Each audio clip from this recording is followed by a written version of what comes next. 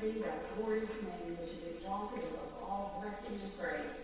Thou, even thou, art Lord alone.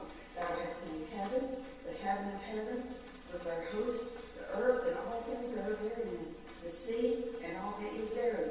And thou preservest them all, and the host of heaven worshipeth thee.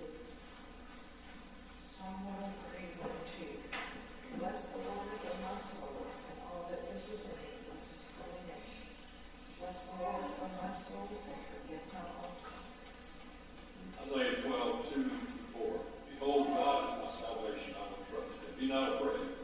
The Lord Jehovah is my strength and my song. He has also become my salvation. Therefore with joy shall I draw water out of the wells of salvation. And in that day shall ye say, Praise the Lord, call upon his name, declare his doings among the people, make mention that his name is exalted. Psalms 98, 1-3. Sing unto the Lord a new song, for he hath done marvelous things. His right hand and his holy arm have gotten him the victory. The Lord hath made known his salvation. His righteousness hath he openly showed in the sight of the heathen. He hath remembered his mercy and his truth for the house of Israel. All the ends of the earth have seen the salvation of our God. 1 Thessalonians chapter 5, verse 16. Rejoice evermore. I will lift up mine eyes unto the hills, from whence cometh my help. My help cometh from the Lord, which made heaven and earth. Psalm 29, to give unto the Lord glory due unto his name. Worship the Lord in the beauty of holiness.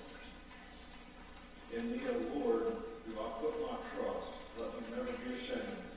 Deliver me in thy righteousness. Bow down thine ear to me. Deliver me speedily. Be thou my strong rock, for a house of defense to save me. For thou art my rock, my fortress. Therefore, for thy name's sake, lead me and guide me. Amen. I know that whatsoever God doeth, it shall be forever. Nothing can be put to it, nor anything taken from it. And God doeth it, and men shall fear before him. We understand that I shall keep thy law. Yea, I shall observe it with my own heart. Class number 3.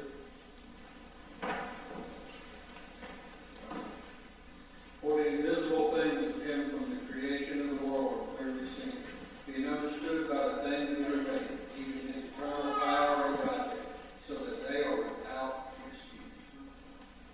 Psalms 122, 1 and 9. I was glad when it said unto me, Let us go into the house of the Lord. 9. Because of the house of the Lord, our God, I will seek thy good. Jeremiah 23, 23 and 24. Am I a God at hand, saith the Lord, and not a God afar off? Can any hide himself in secret places that I shall not see him, saith the Lord? Do not I fill heaven and earth, saith the Lord? Class number 2.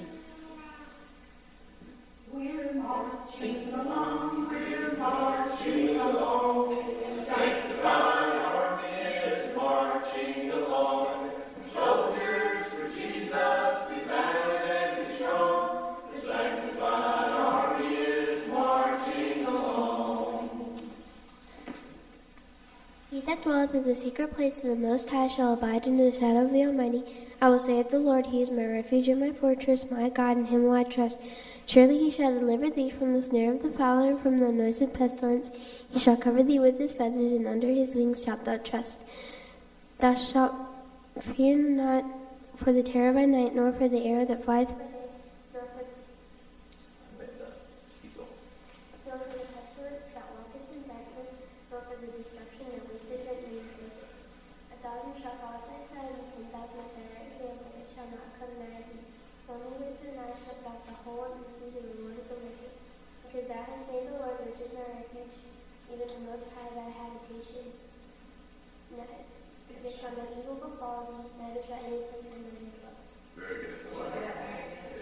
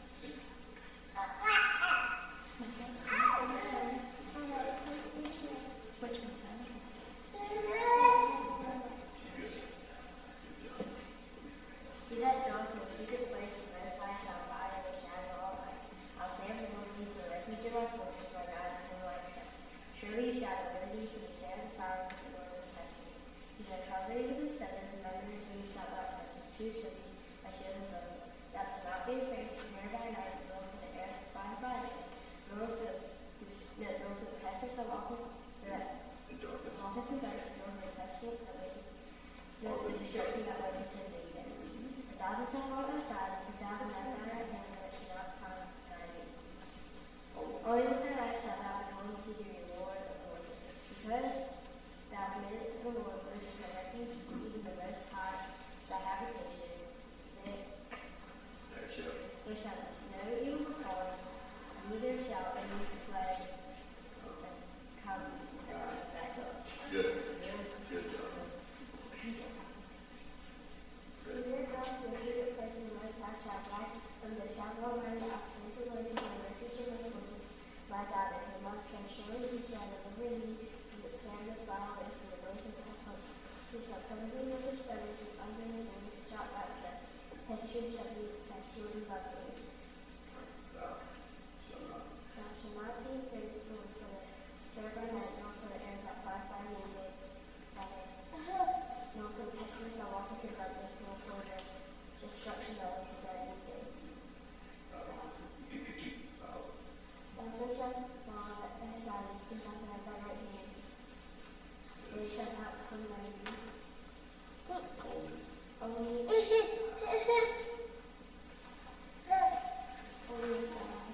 thine eyes. Shall thou behold and see the reward of the wicked. Okay, go ahead. Can you take the last bit? Or because I have made you Lord. Go ahead. I was glad when they said unto me, Let us go into the house of the Lord. Our feet shall stand within the gates, O Jerusalem. Marching along, we're marching along. The sanctified army is marching along. Soldiers for Jesus, be valiant and be strong. The sanctified army is marching along.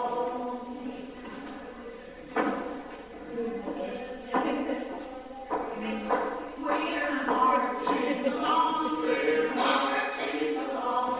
The sanctified army is marching along. Soldiers for Jesus, be valiant and be strong. The sanctified army is marching along. Thank you. Thank you. Well, it's good to be sanctified this morning, isn't it? The verses this morning have just been great, and the songs and all have just gone along with the lesson. We are glad to see everybody here today, and everybody coming back from last weekend. We're still talking about faith. We'll just start with that. Going back to Hebrews, the faith chapter in Hebrews. If we go back to that for just a moment, we didn't quite get through all of that last week. Get there. That's the 11th chapter. I have so many places turned down. Give me just a moment, please. There we go. Okay, so we're talking about faith. What is it that changed from the Old Testament to the New Testament that allows us the opportunity to connect with God? Us being anybody, not just us here in this building, not just those listening in. What is it that changed? What is it that was the thread that came all the way from the very beginning through to now? And it's faith. And we've been talking about this for weeks. But in the 11th chapter of Hebrews, commonly known as the faith chapter, we started reading through that last week. And I'd like to pick up, we got about halfway through. And I'd like to pick up around the 30th verse, or maybe the 28th. We'll just read through. So speak up as the Spirit leads. As you have a testimony, or verses to think of, just speak right up. Jan? Yes. That says how you said that. Let me put this out for you. Go right ahead. What changed was from something physical that people had to do with a physical sacrifice to now an inward spiritual sacrifice. And then the verse that would clarify says, and I'll ask to call home, and Piper made me think of Donna, she gets out of that, being able to quote stuff from Donna, being able to hold on. The one that says, show me Our faith by thy works. By thy works. And I'll show you mine. That's it. So my faith is because of believing, therefore I knelt at an altar to ask for forgiveness. Yes. And so continue in that faith, and instead of calling and getting a physical sacrifice, now I'm going back again to show you my faith by my works and believe that Jesus will sanctify me and put his spirit within my heart now that it's cleaned up. That's another showing of faith by our works. That's exactly right, and thank you for that. It's a perfect summary of everything that I hope to say today, this morning. So that's the vein of it. That's exactly right. And thank goodness, as Brother Al has always said, we're on this side of the cross. I would find it maybe almost impossible to have lived on the other side of all of this. I just don't know if I could have done it. But people did. But this is so much easier in so many ways, and yet it's harder for some because it requires us giving our all. And that can be hard for people. But when you have that faith, and when you want it so badly, and you want it more than anything else that you know, and more than anything else that you've ever experienced, and you know your heart is bent towards heaven, and you want truth and righteousness in your soul, it becomes easy. And then once we're sanctified, it's very easy. If we pick up on the 28th verse of the 11th chapter of Hebrews, through faith, he kept the Passover and the sprinkling of blood, lest he that destroyed the firstborn should touch them. By faith they passed through the Red Sea, as by dry land, which the Egyptians, essaying to do, were drowned. By faith the walls of Jericho fell down, after they were compassed about 7 days. We haven't talked about all of these stories, but you know them. And think about all the walls of the cities, of the barriers in your life that God has just caused to fall down before you because of your faith. 31st verse, by faith the harlot Rahab perished not with them that believed not, when she had received the spies with peace. And what shall I more say?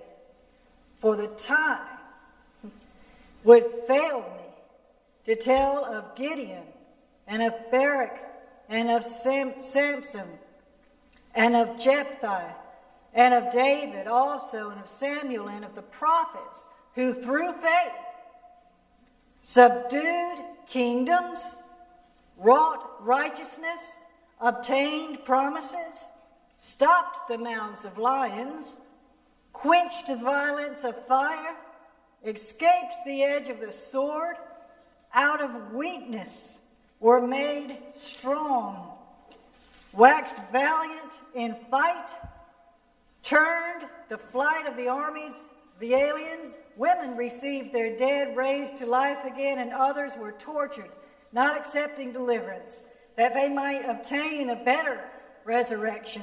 And others had trial of cruel mockings and scourgings, yea, moreover, of bonds and imprisonment. They were stoned. They were sawn asunder. We can't imagine these things. They were tempted, were slain with the sword. They wandered about in sheepskins and goatskins, being destitute, afflicted, tormented, of whom the world was not worthy. They wandered in the deserts and in mountains and in dens and caves of the earth, and these all, having obtained a good report through faith, received not the promise. They were still under the old dispensation. Jesus hadn't come yet, and the promise was not available yet. They went through these things and still didn't receive that promise at the times of their physical deaths. God, having provided some better thing for us, that they without us should not be made perfect. And we talked about that word perfection, being fulfilled, wanting for nothing, having lack of nothing, being complete. It took the New Testament and what Jesus did and what we are able to have to fulfill the promises and the prophecies and the hope and the faith of the Old Testament. So what we're saying is, yes, that if Moses had not believed that the death-destroying angel would pass over them, and he just took the blood up, it would have just been random activity. If Right. he had not believed, right. if he stood at the Red Sea and put his staff over it, it would have just been random activity unless he knew God would provide a way. Don't know that he knew how, but he knew God would provide a way. So if they had not had the faith, would these things not have happened? Right. Would the death-destroying angel have come to them if they just did it as random activity? But You would expect so. Yes, that's exactly right. they had to have faith. Because, again, without faith, works are dead. What Joe was referring to. You, I always think of, sorry. Go. Talk about that. I always think about the woman that touched the hem of his garment. Oh, yes. He said her faith had made her whole. He didn't even see her necessarily, and yet he knew her faith. He even asked the question, who touched me? You would think Jesus would know. But there was a throng of people round about him. And one woman, I picture her, I'm not sure exactly the way it describes it, but I picture her on her knees crawling, trying to get underneath everybody to get to him. And reaching out and just touching the hem of his garment. If I can just do that. What about, who was it? Thaddeus? They put him, he couldn't walk. Oh, help me with that story. It's been a while. But they took back the tiles of the roof. Jesus was in the house. They took back the tiles of the roof and lowered him down. This guy down. You're saying, if we could just, again, there were so many people. How can we get to Jesus? We believe. How do they believe? They believe through faith. If we can just get to him, he can heal this guy. He can heal the woman of her issue. He could heal people. He had demonstrated it. He had been on this earth since age 33 or so, demonstrating that he could heal all these diseases and all these sicknesses, all these issues, these physical things. He could raise people from the dead. Physically, he could do all this. People had faith believing this. They had seen the works. They had heard of his fame. They had faith. All of that was because of all those physical works. Some came to him probably out of just selfish, I just want to be healed and I'm just going to go away, and, it was all about them. But some, as you describe, had that faith. If they hadn't had the faith, would it have happened? It's a good question. You would think not. But he also said, ask and ye shall receive. The thing I think about, like what Sister Kay was saying, if they hadn't had the faith to do that, I think God, I always say God knows us better than we know ourselves.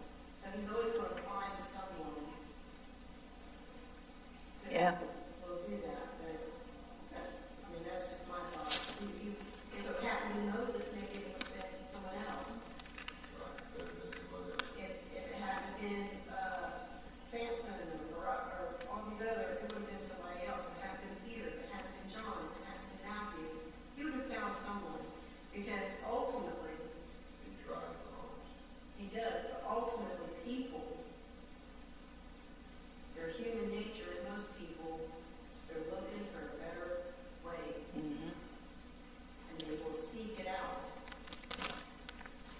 That's right.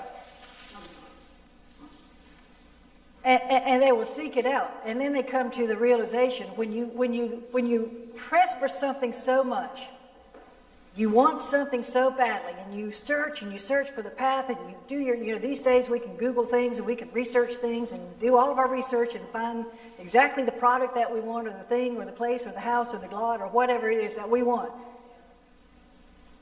And right now is a good example in our economy. Once you find that and you see the price, then you say, can I pay that? Am I willing? Am I willing to pay? What if I have to give up something else in order to have the money to be able to, there's a price to pay. There's something that has to be done to make that final push to get what you're looking for. Same is true with our salvation. When people search and they pray and they beg, Lord, save me from this, and Lord, I want to serve you, Lord, I want a better life, Lord, I want to get rid of the misery of my current life, Lord this, Lord that. And when the Lord presents the opportunity, and the person says, am I willing to pay that price? Back in the Old Testament, it was just a matter of getting an animal.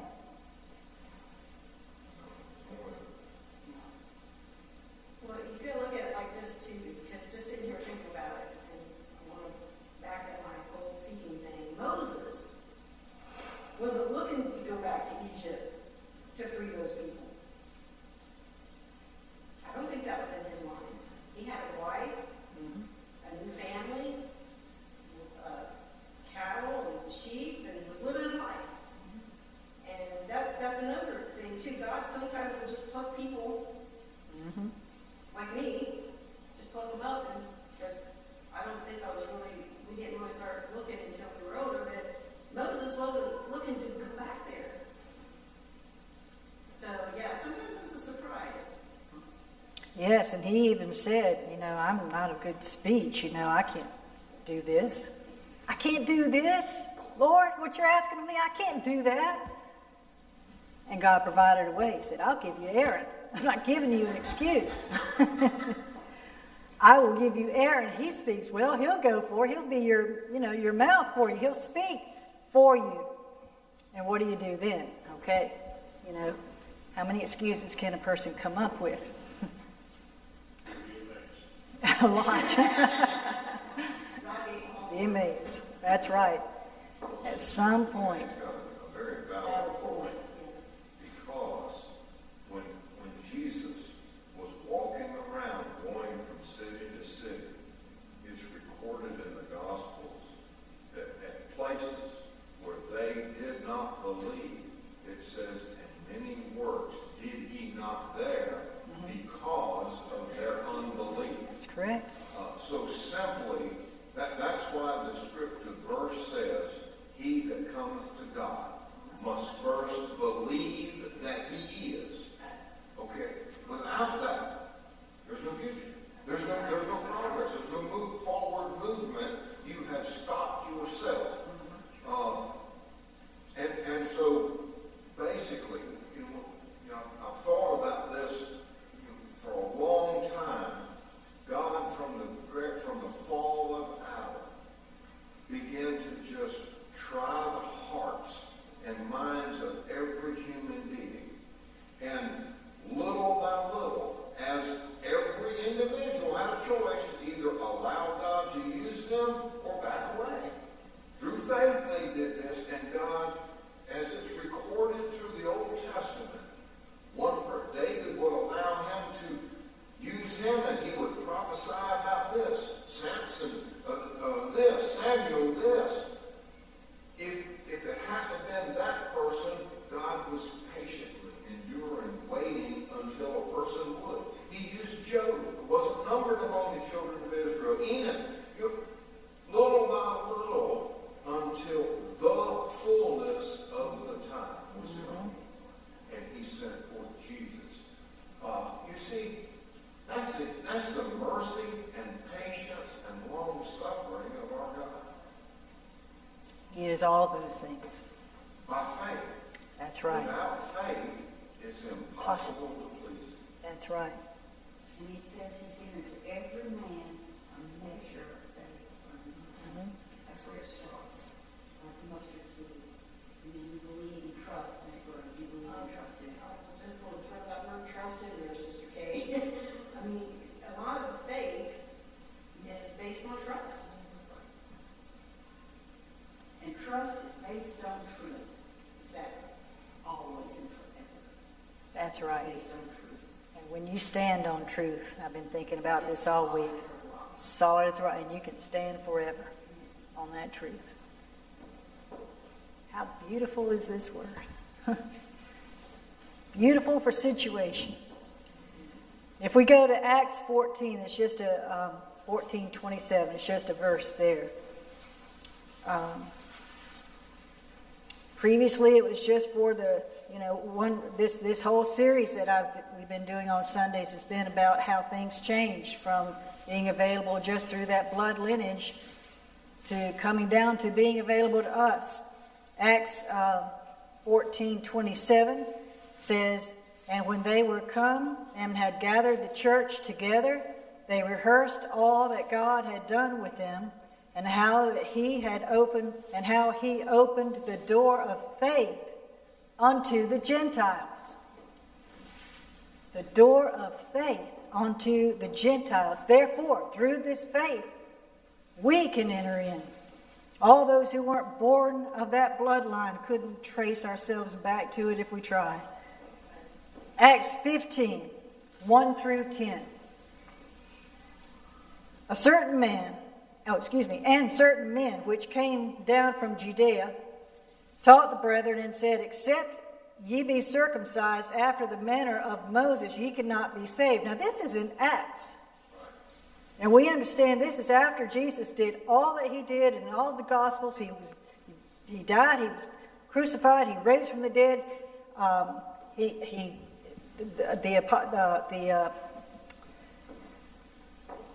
They were in the upper room. Thank you. The apostles were in the upper room, and all those other people. And the Spirit came down as a rushing mighty wind and filled all the house where they were sitting. We know all of that. That has all happened. And at this point, Paul and all, they're out preaching the gospel of sanctification. And in this 15th chapter, yet there was a transition period that was going on here. People were learning, they're having to learn and be educated and learn through being sanctified and hearing the gospel from these, that things had changed. The old dispensation was gone.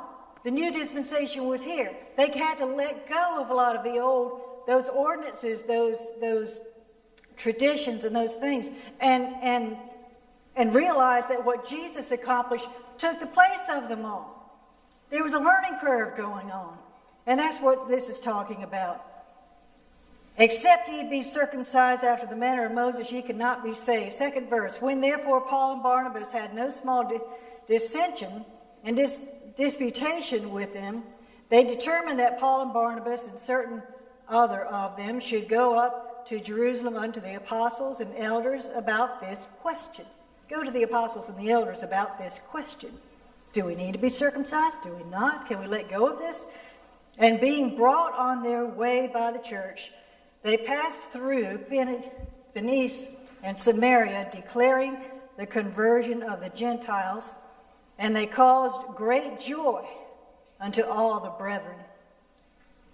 And when they were come to Jerusalem, they were received of the church and of the apostles and elders, and they declared all things that God had done with them. But there rose up certain of the sect of the Pharisees," the ones who knew everything by the law, "which believed," that's good, "saying that it was needful to circumcise them and to command them to keep the law of Moses. And the apostles and elders came together for to consider the matter." They had a learning curve. People, you've worked with people, and I've worked with people, when you start to talk to them about sanctification, what it means, how to get it, how things change, and how you don't need those ordinances anymore. a lot of people have trouble with that. It's understandable because they've been taught otherwise. It's been ingrained in them since they could remember. You can't blame them for that. It's nothing to make fun of, right? It's not. It's where people come from. And this is kind of where they were. Well, I mean, can you imagine how radical it was? Oh, yes. Well, probably not. At that time. You know, like you said, they're involved in the ordinances and having to go to the priest and having to bring the sacrifice for each individual sin or each individual something that they did. And that priest would make the sacrifice, and then you had the priest that went into the inner sanctum or the holiest of holies. I mean, step by step by step. And now you have someone saying, you don't have to do that. Right. And leave it in me. Right. And it comes down to where I'm going with this in a little bit down my page here about, am I worthy? I hear this a lot. Worthy. Could I possibly, on my own, without all those things? In some way, I hear this being worthy of God's approval. What have I done to be worthy? What could I possibly do to be worthy? People have a worthy issue. Brother Joe. You don't have to do anything but repent to be worthy. Yeah. When Jesus hung and died on the cross, that took it into the future that you were worthy. He did it for you. I've always looked at it, he looked out in the future and saw me and was willing to do it just for me. Yeah. And you and everybody else. But the worthiness factor, and getting somebody to believe that is a different story. But the worthiness factor, it's already been decided. Yes, you are worthy. Well, how much better of a sacrifice is it not to give of yourself than to slay an animal? Right? Your time, your effort, your love, your encouragement. How much better is that sacrifice All the way around. than the sacrifice of an animal who has no conscious thought of what it's being put there for? But you're giving your time, your effort, your love, and everything that you are. Yes. And if we're worthy of that, which you are converted and sanctified, we are worthy of that. And isn't it a relief to know that? Yes, it is. Isn't it a relief? Well, they were considering the matter. And in the 7th verse it says, and when there had been much disputing, Peter rose up and said unto him, this is the same Peter that before Jesus was crucified denied having been with Jesus. The spirit within him just could not own up to it. Just being able to say, yeah, I know him. Yes, I've been with him. Yes, I love him. Yes, I have supped with him. Yes, I have done all these kinds. The spirit within Peter at that time could not own up. He risked being killed over it. He risked being killed over it. And he denied Jesus, just as Jesus had predicted. He was the first one to speak up on the day of Pentecost. He was the first one. He was very bold. How things change when the Spirit gets in you. Peter rose up and said unto them, men and brethren, ye know how that a good while ago God made choice among us that the Gentiles by my mouth should hear the word of the gospel and believe. And God, which knoweth the hearts, thank goodness he knows the hearts, bear them witness, giving them the Holy Ghost, even as he did unto us, and put no difference between us and them, purifying their hearts by faith. 10th verse. Now therefore, why tempt ye God to put a yoke upon the neck of the disciples, which neither our fathers nor we were able to bear? Why the change? Because nobody could bear all of that. It wasn't enough. And there's so many other scriptures, as you know, that describe that and talk about and bear out that the law just could not do it. just what even those who kept, even the faith that kept the law, it wasn't good enough. They didn't receive the promise. Okay, Acts 16, just the 5th verse there.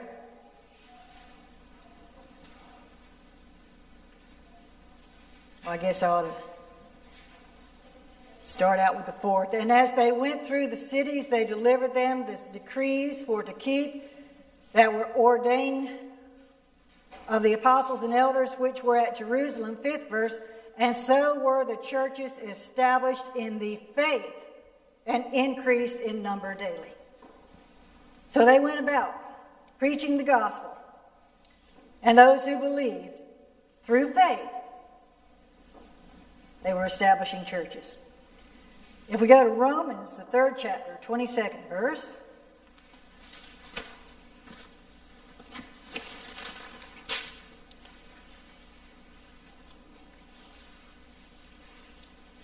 again, I might have to back up to the 20th. Therefore, by the deeds of the law, they wanted to put that yoke of bondage back on the neck of the apostles. They wanted to, people who want to get sanctified and feel like they need to go back because of their learning, because of their teaching, because of their understanding. They don't fully understand yet. They get sanctified and they want to go back and feel like they still have to be baptized. I know I've heard stories. Obviously, I wasn't there in the early days of this church being established. And the stories that I've heard from those, from a lot of your parents, was that there was that learning curve. There was a learning curve. People weren't sure if they should leave off the ordinances of baptism, the ordinances of this, the ordinance of that. But they were sanctified, but they had to come to an understanding. I've heard stories of when they were in the church and someone would come up to the stand and say, I want to tell you about an understanding that I've gotten by reading the Word of God. And because I'm sanctified and have the Spirit of God, it's now been revealed. I understand what this means. And they would expound on that. And other people, it's like the light went on. They understood also. It's like, well, this makes sense now. We can leave that off. We don't need that anymore because all has been accomplished in Jesus. Everything has been done, and everything that we need is through our sanctification. And the other things would be a yoke of bondage. The other things might weigh us down. We don't need them. They don't accomplish anything anymore. So there's a learning curve. Therefore, by the deeds of the law, there shall no flesh be justified in his sight. For by the law is the knowledge of sin, but now the righteousness of God without the law is manifested, being witnessed by the law and the prophets, even the righteousness of God, which is by faith of Jesus Christ unto all and upon all them that believe, for there is no difference. Pick a human on the earth. It doesn't matter what skin color they have, what country they're born in, what language they speak, whether you can understand them or not, what age they are. There is no difference. Spiritually speaking, where God is on his level looking down upon it all, there is no difference. God sees the heart. And isn't that a relief? Thank God. What if he were just biased towards the people in Asia? Towards the people in what we consider to be the Holy Land, where Jesus was, where all this took place. What if he were just biased towards those people?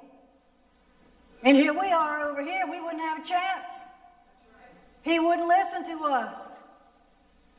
Thank goodness that's not the way it is. Because I needed him. And you needed him.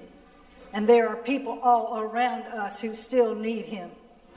Sister Jenny, yeah. I want to go back to the 15th chapter. Because after Peter talks, they gave space for Barnabas and Paul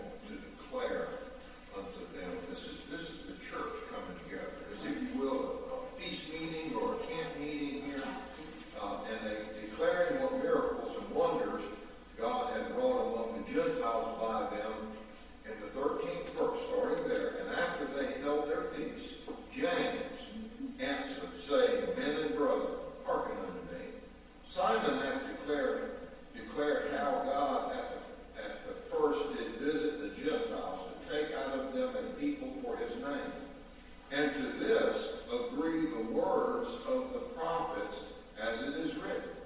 After this I will return and will build again the tabernacle of David, which is fallen down.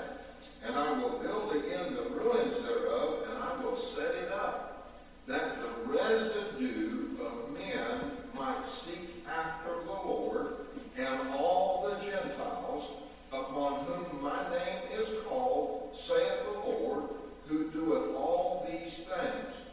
Unknown unto God are all his works from the beginning of the world. Wherefore my sentence is this, that we trouble them not, which from among the Gentiles are turned to God, but that we write unto them, that they abstain from pollutions of idols, and from fornication, and from things strangled, and from blood. For Moses of old time hath in every city them that preach him, being read in the synagogues every Sabbath day. Listen at this verse.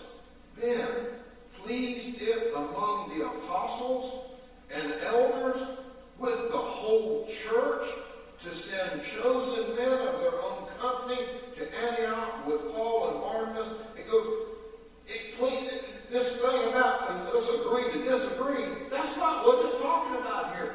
They came together in agreement according to the scriptures, not of my own opinion, not my own whatever I've been taught that's what these people all around us, they're standing on what they've been taught, or their, you used the term a while ago, traditions. Be not moved away from the gospel by tradition of men. Right.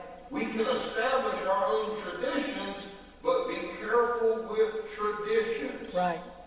Stand on the simplicity of the truth of the gospel. That's what happened here, and the whole church came together in the unity of the Spirit. That is the power of God, and that's when the church can work. That's right.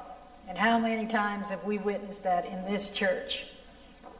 Especially, I think about, at feast meetings and camp meetings, and you've got a church full, and everyone is in that unity of that Spirit, and the power comes down.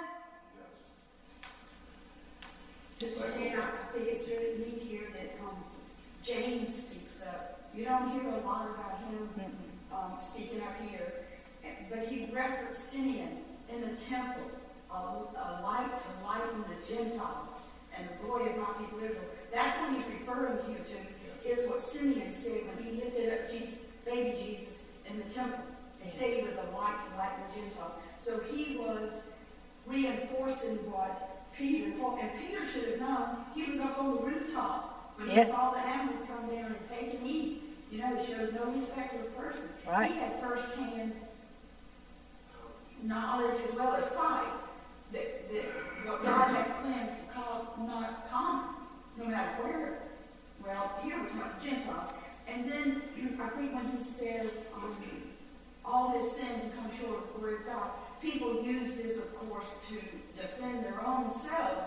But I think what he was doing here was making sure they understood that the Levites, the Levites or whoever they were on the same playing field as the Gentiles, because even the Levites had sinned. Right. As well as the Gentiles. So we all are on the same level, playing field. We all have to come to the Lord. Yes. And yes, it is for everybody, if you say no matter where. And I said before, the rich seem to have some advantages over the poor that have nothing to eat. But when death comes, death levels the playing field. Death to the richest person in the world and to the poorest person in the world is the same. That's exactly right. Which leads right into the next verse, that just the 27th, just this, 27 through 31 of the 3rd chapter of Romans. 27 says, where is boasting then? Sums up exactly what y'all have said. It is excluded. By what law? Of works? Nay, but by the law of faith. So you can't boast about all the works of the law that you've done, or all the great things we've done, or all the great, so well thought of by society and all these. No. No. That's good, maybe. It's good to be moral. It's good to be good. But that's not good enough. Therefore, we conclude that a man is justified by faith without the deeds of the law. Is he the God of the Jews only? Is he not also of the Gentiles? Yes, of the Gentiles also. Seeing it is one God which shall justify the circumcision by faith.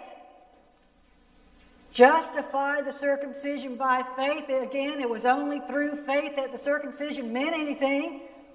And uncircumcision through faith.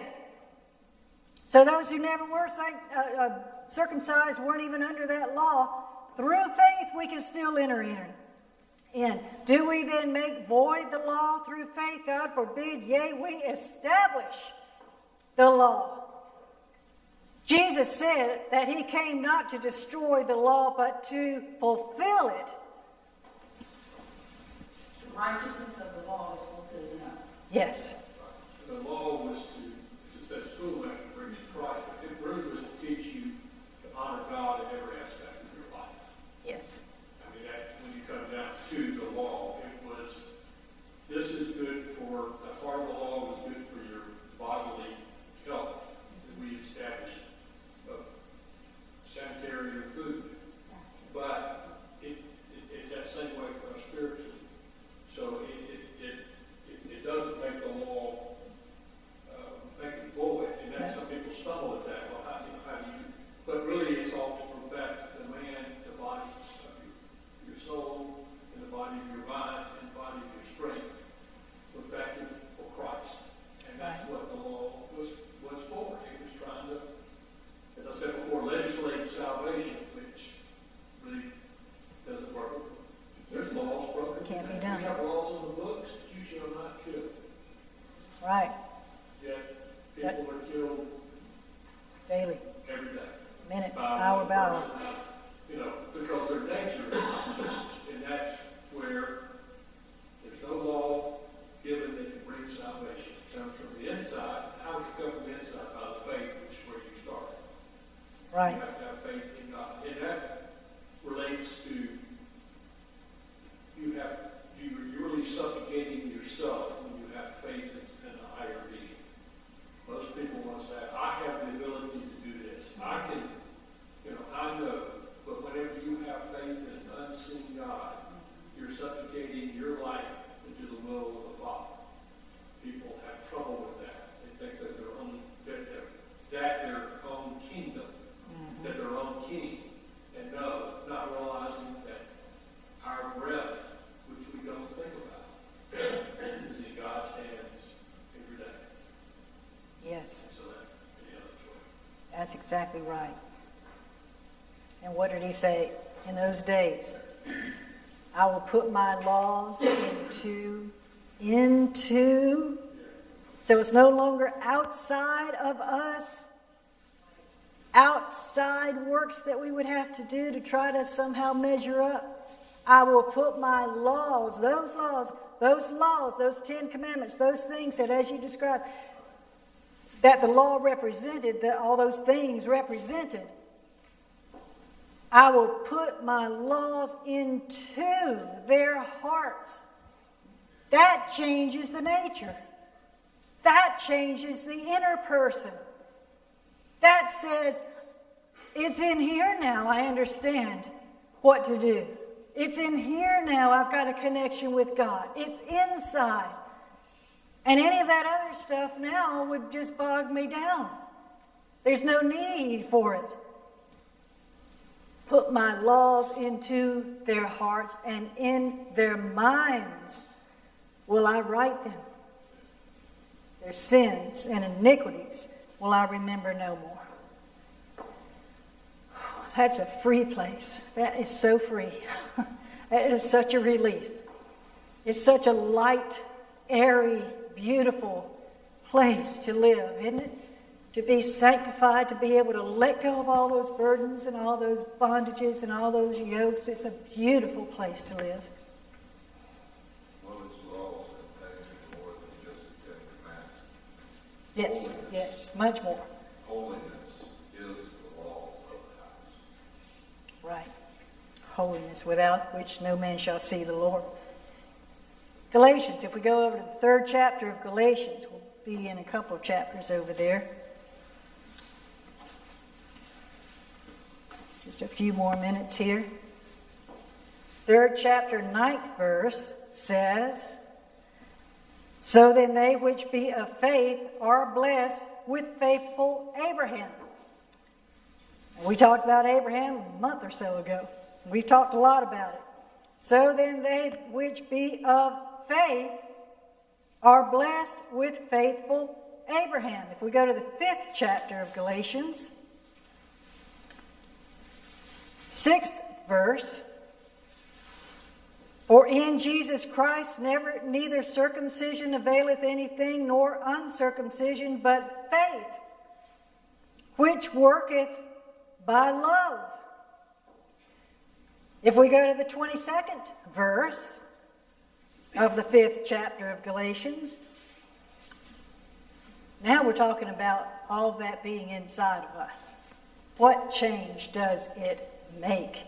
But the fruit of the Spirit is is love, joy, peace, long-suffering, gentleness, goodness, faith, meekness, temperance.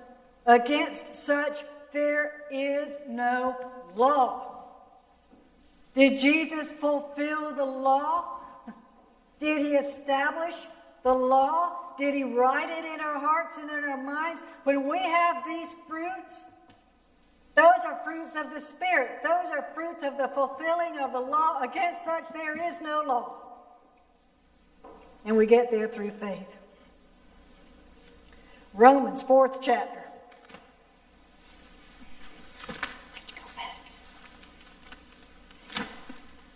Just the 15th verse here. "Because the law worketh wrath, for where no law is, there is no transgression." Just throwing that in there. If we go back to Hebrews, the 9th chapter.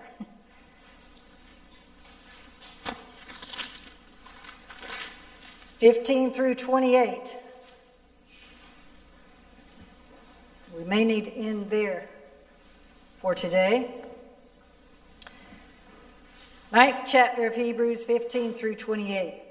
"And for this cause, he is the mediator of the New Testament, that by means of death, for the redemption of the transgressions that were under the first testament, that they which are called might receive the promise of eternal inheritance.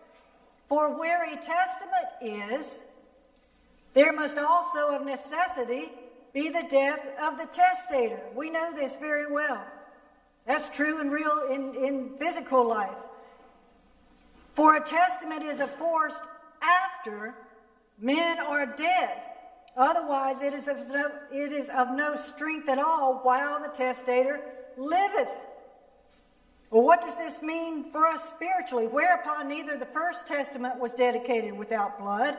For when Moses had spoken every precept to all the people according to the law, he took the blood of calves and of goats with water and scarlet wool and hyssop, and sprinkled both the book and all the people, saying, This is the blood of the testament which God hath enjoined unto you.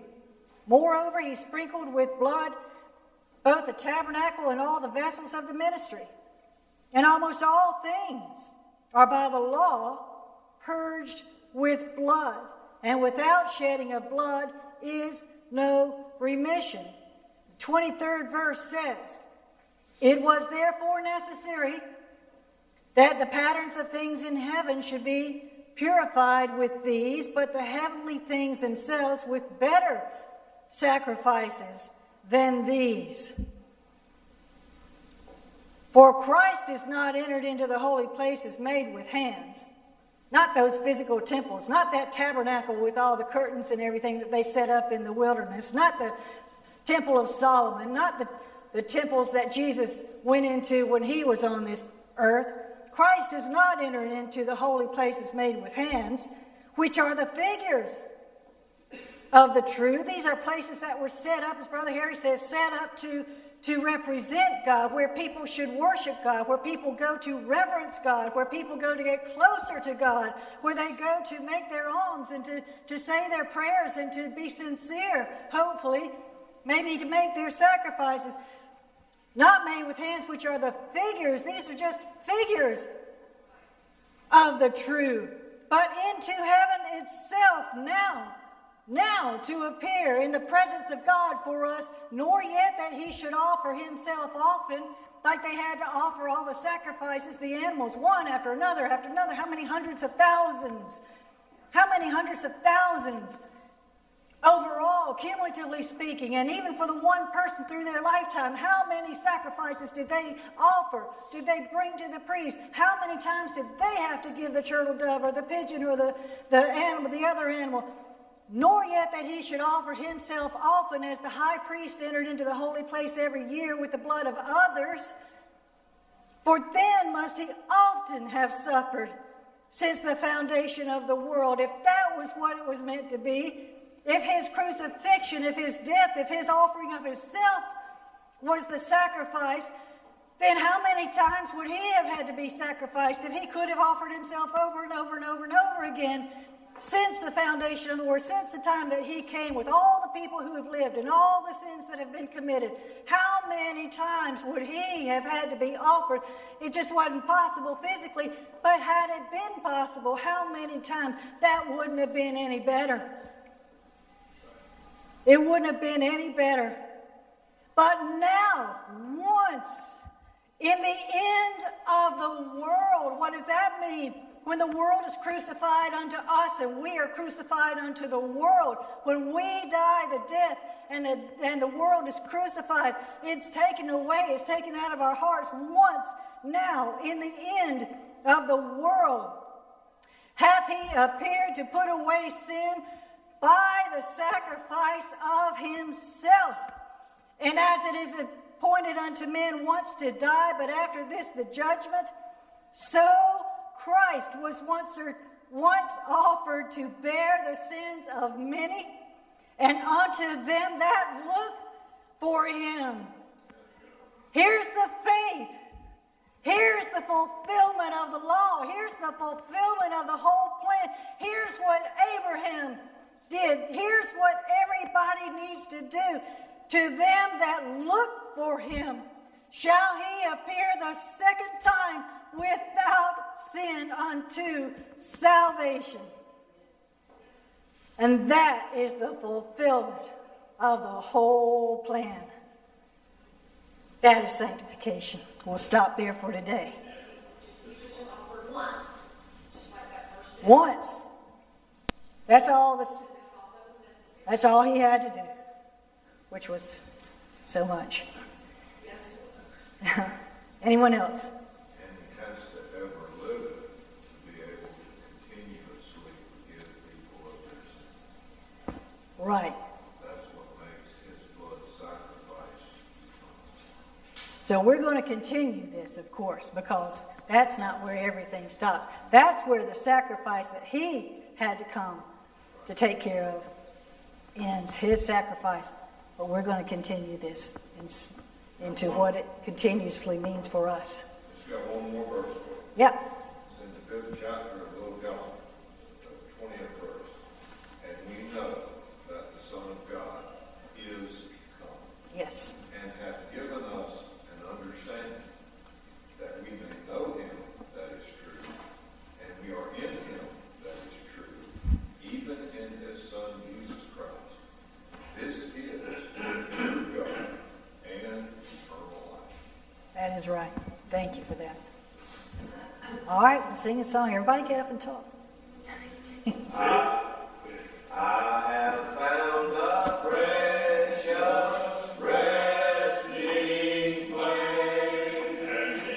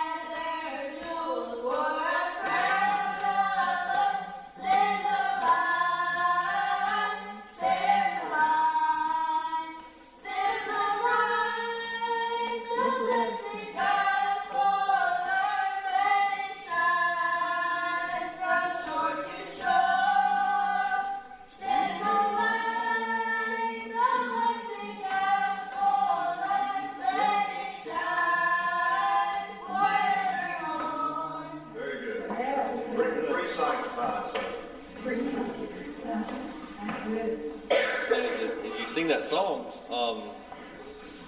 sending the light, we can preach the word. Obviously, we're called to send the light, to spread the gospel. But the older I get, the more I realize that it's your life that you live, and you don't really.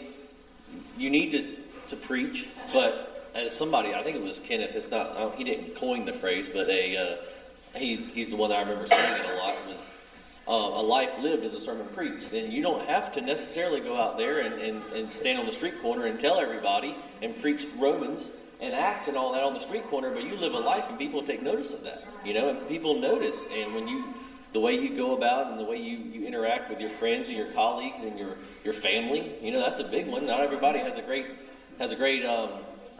relationships with their families, but when the way you react and the way you relate yourself throughout your day-to-day life, that is sending the light, and it's so important to do that. But we had a good Sunday school this morning. I trust y'all did as well, and we have plenty of time if anybody has anything they want to say, any prayer requests or testimonies.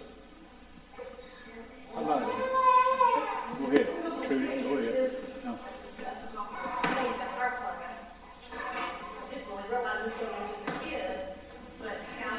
It's actually a blessing if you do have faith, because God is requiring us to believe on something we can't see. That's We right. can't see Him. And neither do we have Jesus walking around performing those miracles like He did in His day. And so it is 100% faith. And I believe it. And I learned as I got older, not everybody does believe it. That's right. Even people that were raised in the church, not everybody believes. Right. So I appreciate that I had the faith. I got a prayer request. If you got anything to say, but I like when you pray for my granddaughter, Brenna. She's having some medical problems, and I'd like to pray for her. All right, well, I'm going to get a card from there. I'm going to get a card for my sister, so we'll put some cards out. Does anybody else have anybody that they want to send a card to, thinking of you, or praying for you, or you're on our mind? If you do, again, just contact me and I'll take the cards put out there. We'll two out there today. Please sign them. I got some announcements. Get a card out, just use it on our,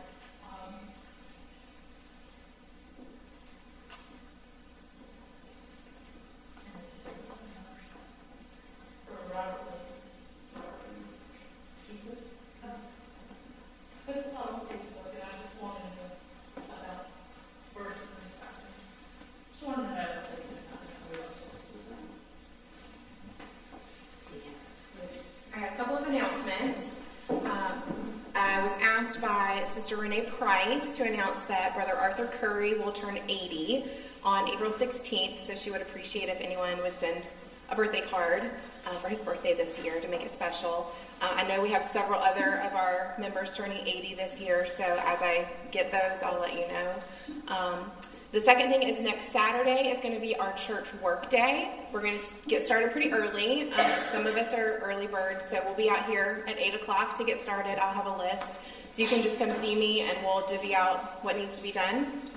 And I will have breakfast, so if you guys are hungry when you get here, there'll be some snacks for everybody to eat. Next Sunday is going to be our eating meeting, so we're going to have worship service at 11 o'clock here in the church. And then we'll eat afterwards, and then after we finish eating, we're going to have a Bible school meeting to kind of update everybody on where we are and how we're progressing and what else needs to be done. So we'd appreciate if everybody could attend, and you can invite somebody out for church and to eat with us. That'd be great too. I feel like I had one other. Burial fund. I'm still missing a few people. I reached out to everybody last night. It was a little late, so I didn't call a couple people, but if you have not given me your burial fund checks, those are due by April 15th. Okay? One other card I'd like to add is for Robin's brother, Bill. He's going through some health issues, and I think I'd like to know most of you all know him. But anyhow, I think it would be good for us to send a card to Bill Wright. Anyone else? So I'll stand. There is sunshine in my soul.